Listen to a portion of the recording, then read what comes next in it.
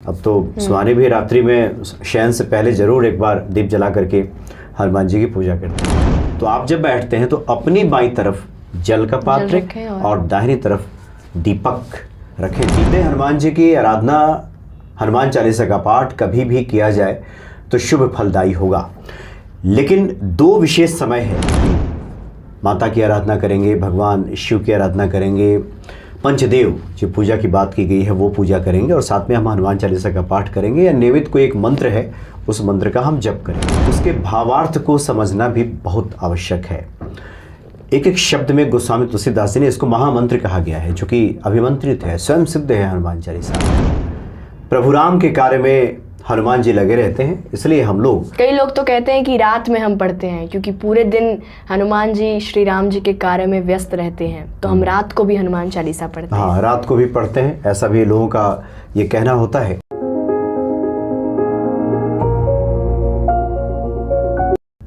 जय सिया राम। जय सिया राम। हनुमान चालीसा को लेके हमेशा से कई ऐसे सवाल और जिज्ञासाएं सामने आई है जिनको लेके मैंने कई आचार्यों से इस पर बात भी की है। लेकिन आज कई ऐसे भक्तों के हमें ईमेल्स और मैसेजेस प्राप्त हुए जिनमें उन्होंने हनुमान चालीसा से संबंधित कई ऐसे सवाल और जिज्ञासाएं पूछी हैं। तो आज मैंने सोचा कि क्यों ना इनके उत्तर हम मेरे पिताजी मनोज भारद्वाज से ही जान लेते हैं। जय सिया राम। स्वागत है आपका। जय सिया राम। तो आज मैं आपसे कुछ भक्तों के ऐसे प्रश्नों और जिज्ञासाओं को पूछूंगी जिन्होंने हमें ईमेल लिख के भेजा है और कई सारे मैसेजेस किए हैं। ऐसे तो आपने पहले हनुमान चालीसा के बारे में कई ऐसी बातें की हैं हनुमान भक्ति यूट्यूब चैनल पे, लेकिन आज कुछ भक्तों के प्रश्नों के उत्तर आपको देने हैं। तो सबसे पहले एक भक्त ने हमसे पूछा है और कई लोगों के मन में यह जिज्ञासा रहती है कि हनुमान चालीसा तो वह पढ़ते हैं, लेकिन हनुमान चालीसा पढ़ने का सही समय क्या है? कौन सा समय ऐसा है जिस पे हम हनुमान चालीसा पढ़ें तो वह लाभदायी होगा? यानी शुभ समय। हाँ। सबसे शुभ समय कौन सा है, ये जिज्ञासा आमतौर पे भक्तों की तरफ से होती है। और वैसे भी हनुमान चालीसा शीघ्र फल प्रदान करने वाला है, सर्व फलदायी है, सभी प्रकार के मनोरथों को पूर्ण करता है। हनुमान चालीसा दरअसल गोस्वामी तुलसीदास जी की अंतरात्मा से निकली करुण पुकार है। संकट की स्थिति में जब थे गोस्वामी तुलसीदास जी, उस वक्त उनके हृदय की, अंतरात्मा की ये आवाज़ कह लें हनुमान जी की ही प्रेरणा से कि आने वाले समय में इस चालीसा के जरिए काफ़ी लोगों के जीवन में बदलाव आएगा, सुधार आएगा। तो जब कभी भी हनुमान चालीसा पढ़ा जाए तो वो सब शुभ फलदायी ही है, शीघ्र फलदायी ही है। कभी भी अगर अंतरात्मा से अगर हम हनुमान चालीसा का पाठ करते हैं, हनुमान जी को पुकारते हैं, तो निश्चित ही वो फल हमें प्रदान करेगा। लेकिन सुहानी का भी तो कई बार मेरे साथ वृंदावन भी या फिर अन्य जगहों पे जाना होता है। कई बार मौका मिलता है, साधु संतों की बातें ये भी सुन लेती है, लेकिन कई बार बालपना में नहीं भी सुन पाती, जैसा कि बच्चों का स्वभाव होता है। तो देखा होगा कि वृंदावन में भी जो वहाँ के साधु संत हैं वो बताते हैं कि वृंदावन में हनुमान जी की पूजा का जो शुभ समय और जिसको शीघ्र फलदायी माना गया है वो दोपहर का माना गया है। अच्छा। सुबह का नहीं। वो लोग कहते हैं कि प्रभु राम के कार्य में हनुमान जी लगे रहते हैं, इसलिए हम लोग, कई लोग तो कहते हैं कि रात में हम पढ़ते हैं क्योंकि पूरे दिन हनुमान जी श्री राम जी के कार्य में व्यस्त रहते हैं, तो हम रात को भी हनुमान चालीसा पढ़ते हैं। हाँ, रात को भी पढ़ते हैं, ऐसा भी लोगों का ये कहना होता है। अच्छा। तो ये सबके अपने अपने भाव हैं कि प्रभु राम के कार्य में हनुमान जी लगे रहते हैं। तो प्रभु राम का कार्य क्या है, पहले यह स्पष्ट हो जाए कि प्रभु राम का आखिर कार्य कौन सा ऐसा है जिसमें हनुमान जी लगे रहते हैं। तो जो प्रभु राम का कार्य है, साधु संतों की रक्षा करना। साधु संत के तुम रखवारे, असुर निकंदन राम दुलारे। ये जो राम दुलारे हनुमान जी हैं, उनका काम ही है साधु संतों की रक्षा करना। तो प्रभु राम स्वयं कहते हैं कि निश्चर हीन करौमहि भुज उठाई प्रण किन्ह, सकल मुनिन के आश्रम जाय जाय सुख दिन। ये प्रभु राम कहते हैं कि उनका इस धरा पे आगमन का जो उद्देश्य है वो यही है कि सभी जो ऋषि मुनि हैं उनको भयहीन करना है, भय से मुक्त करना है और इस पूरे पृथ्वी को राक्षसों से हीन करना है। जो बुरे प्रवृत्ति के लोग हैं उससे मुक्त करना है इस पृथ्वी को, और सकल मुनि के आश्रम ही और सभी मुनियों के जो अच्छे लोग हैं उनके यहाँ जा कर के उनको सुख देना प्रभु राम का कार्य है। और जिसको गीता में भी भगवान श्री कृष्ण कहते हैं कि यदा यदा ही धर्मस्य ग्लानिर्भवतु भारत, यानी जब जब इस पृथ्वी पे पाप बढ़ता है, ताप बढ़ता है, तो इस पृथ्वी को पाप मुक्त करने के लिए उनका अवतरण होता है। तो यही प्रभु राम का कार्य है और इसी कार्य में हनुमान जी लगे रहते हैं। तो ये संतों का अपना अपना भाव है, भक्तों का, कि दिन में लगे रहते हैं, लेकिन वो तो हमेशा प्रभु राम के कार्य में ही लगे रहते हैं। इसलिए हनुमान जी की आराधना, हनुमान चालीसा का पाठ कभी भी किया जाए तो शुभ फलदायी होगा। लेकिन दो विशेष समय है जिस समय हनुमान चालीसा का पाठ किया जाए तो निश्चित ही हनुमान जी कृपा हमें प्राप्त हो जाती है। एक तो है ब्रह्म मुहूर्त का समय, सुबह 4 बजे से लेकर 6 बजे तक, सूर्योदय से पहले। ये देखा गया है कि जो लोग भी अनुष्ठानात्मक तौर पे या प्रतिदिन अगर एक नियम बना लें, जीवन में कोई भी समस्या है कि हम सुबह उठ करके ब्रह्म मुहूर्त में हनुमान चालीसा का पाठ करेंगे तो शीघ्र फलों की प्राप्ति हो जाती है। क्योंकि उस वक्त जो तमाम ईश्वरीय शक्तियाँ हैं वो इस धरा पे विराजमान रहती हैं, सक्रिय रहती हैं। इसलिए हम कोई भी कार्य जब करते हैं उस वक्त तो उसका कई गुना हमें फल प्राप्त होता है। इसलिए विद्यार्थियों से भी कहा जाता है कि विद्या अध्ययन ब्रह्म मुहूर्त में ही करें। उसी प्रकार से अगर आप साधना करेंगे, हनुमान चालीसा का पाठ करेंगे ब्रह्म मुहूर्त में, तो आपको अति शीघ्र और कई गुना फल हमें प्राप्त होगा। तो एक तो सुबह का समय है ब्रह्म मुहूर्त का कि हनुमान चालीसा का पाठ कर लें, और दूसरा यह है जिसको हम रात्रि पूजा कहते हैं। रात्रि 10 बजे के बाद या 9 बजे के बाद हनुमान चालीसा का पाठ किया जाए। शयन से पहले हाथ पैर धो लिया, और जो लोग भी शुद्ध सात्विक लोग हैं वो हाथ पैर धो करके बैठ करके दीप जला लिया और हनुमान चालीसा का पाठ किया। तो ये दो जो समय है, ये शुभ समय तो सब है हनुमान चालीसा के लिए, लेकिन ये विशेष समय है ब्रह्म मुहूर्त का और रात्रि में शयन से पहले का। इस समय अगर हनुमान चालीसा का पाठ किया जाए तो अतिशीघ्र हमें फलों की प्राप्ति हो जाती है। और घर में जैसा बड़े करते हैं वैसा छोटे भी करते हैं। अब तो सुहानी भी रात्रि में शयन से पहले ज़रूर एक बार दीप जला करके हनुमान जी की पूजा करती हैं। तो इस प्रकार से ऐसे लोग कर सकते हैं। अच्छा। और जैसे कि एक जिज्ञासा सामने आती है कि सही तरीका क्या है हनुमान चालीसा पढ़ने का। हनुमान चालीसा तो हम पढ़ते हैं, लेकिन कई लोग उसे गलत तरीके से पढ़ते हैं। आखिर उसका सही तरीका है क्या जिससे हमें फलों की प्राप्ति हो? देखिए, इसके बारे में कई बार बातें हुई हैं। हनुमान चालीसा पढ़ना है, सही और गलत वो तो धीरे धीरे जैसे ही हनुमत कृपा के हम पात्र बनते जाएंगे वैसे सब ठीक होता जाएगा। शुद्ध पढ़ें, पढ़ने की आदत डालें, क्योंकि ये अवधी भाषा में लिखा गया है और कई बार अवधी से हमारा अगर परिचय नहीं है तो लोग उसमें त्रुटियां कर देते हैं पढ़ने में। तो शुद्धि तो होनी चाहिए कि जो भी हम उच्चारण कर रहे हों, ये तरीका है। पहले तो इसको ठीक कर लें, और दूसरा उसके भावार्थ को समझना भी बहुत आवश्यक है। एक एक शब्द में गोस्वामी तुलसीदास जी ने इसको महामंत्र कहा गया है, जो कि अभिमंत्रित है, स्वयं सिद्ध है हनुमान चालीसा। एक एक शब्द जिसमें हनुमान चालीसा में गोस्वामी जी ने लिखा है, जो प्रार्थना की है हनुमान जी से, उसके भावों को समझ करके अगर हम हनुमान चालीसा का पाठ करेंगे तो हनुमान जी की प्रसन्नता हमें अतिशीघ्र प्राप्त हो जाएगी, क्योंकि उस भाव प्रवाह में हम बहेंगे।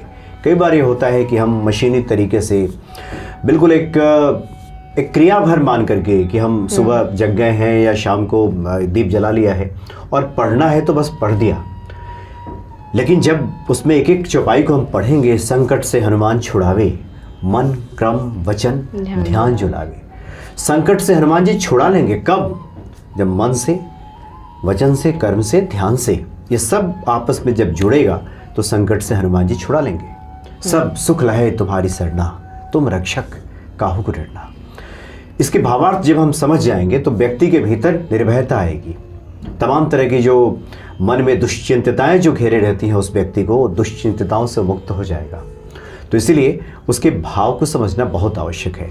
अब लोग ये दरअसल ये जानना चाहते हैं भक्त कि इसकी क्या कोई विधि है क्या, कोई नियम है क्या, हम दीप जलाएं तो कैसे जलाएं, जल रखें तो कहाँ रखें, भोग लगाएं तो क्या लगाएं।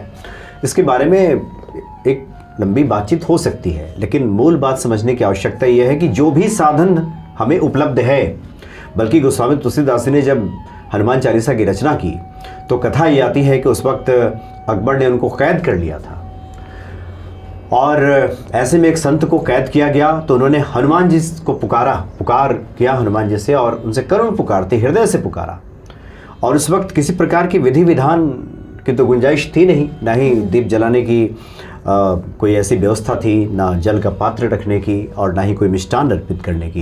लेकिन हृदय के भाव, चूँकि हनुमान जी प्रेम के भूखे हैं, राम ही केवल प्रेम प्यारा, ईश्वर हैं वो भाव के भूखे हैं, प्रेम के भूखे हैं। तो गोस्वामी जी ने जो करुण पुकार की, उसके बाद ये कथा है कि बहुत सारे बंदर आ गए थे, उत्पात मचाना शुरू कर दिया था।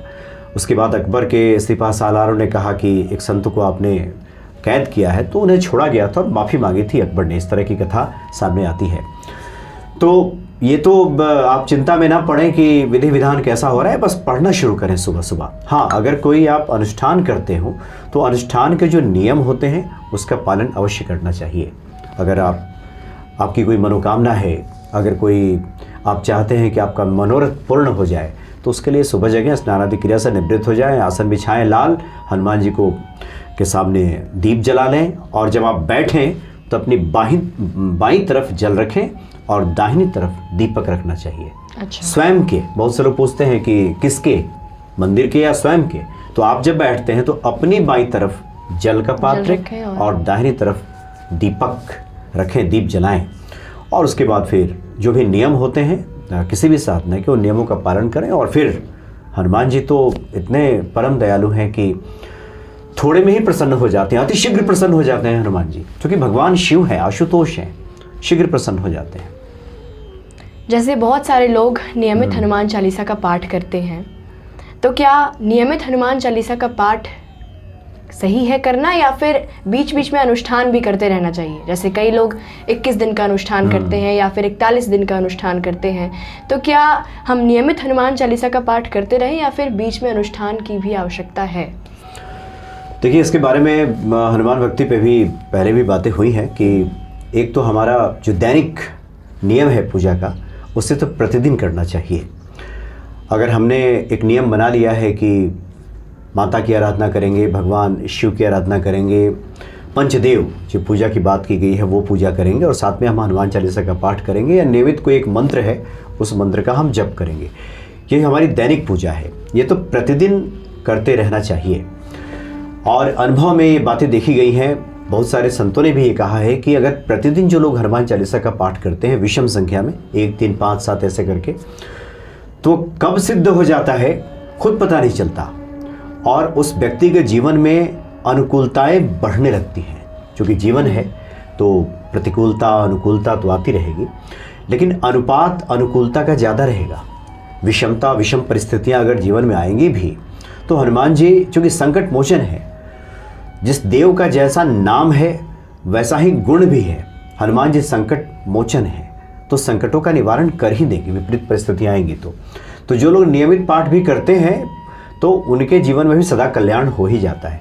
लेकिन अगर फिर कोई मनोरथ है, कोई मनोकामना है, आप संकट से घिर गए हो, या फिर आत्मशुद्धि के लिए भी, कई बार होता है कि आत्मशुद्धि के लिए भी हम अनुष्ठान में उतरते हैं कि 11 दिन का कर लिया, 21 दिन का कर लिया, उन नियमों का पालन किया, शारीरिक शुद्धि भी हो गई, आहार की शुद्धि भी हो गई, और उस अनुष्ठान के जरिए, क्योंकि जब हम अनुष्ठान में होते हैं तो एक कोशिश होती है कि अपने इष्ट का चिंतन चलता रहे।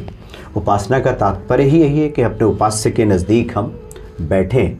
उपवास का मतलब भी यही है कि अपने हम जो उपास्य देव हैं उनके निकट हम बैठ जाएं, आवास बना लें, उन्हीं के बारे में चिंतन करें। तो समय समय पर अनुष्ठान भी करते ही रहना चाहिए। बीच बीच में जैसे कोई मंत्र कोई है उसका अनुष्ठान कर लिया, कोई अन्य अनुष्ठान कर लिया, या बीच में जो व्रत त्योहार आते हैं वो सब कर लिया। तो हनुमान चालीसा ऐसा विषय है कि सबसे ज़्यादा पढ़ा जाता है हनुमान चालीसा, और सबसे ज़्यादा सवाल भी इसी को लेकर के आते हैं। और सबसे अच्छी बात है कि जो लोग भी सुन रहे हैं, जो बड़े लोग हैं, उनको ये चाहिए कि प्रेरित करें आने वाली पीढ़ी को, बच्चों को, कि वो हनुमान चालीसा का पाठ करें। सबसे पहला तो ये होगा कि बच्चों में आत्मानुशासन आएगा, आत्मविश्वास बढ़ेगा।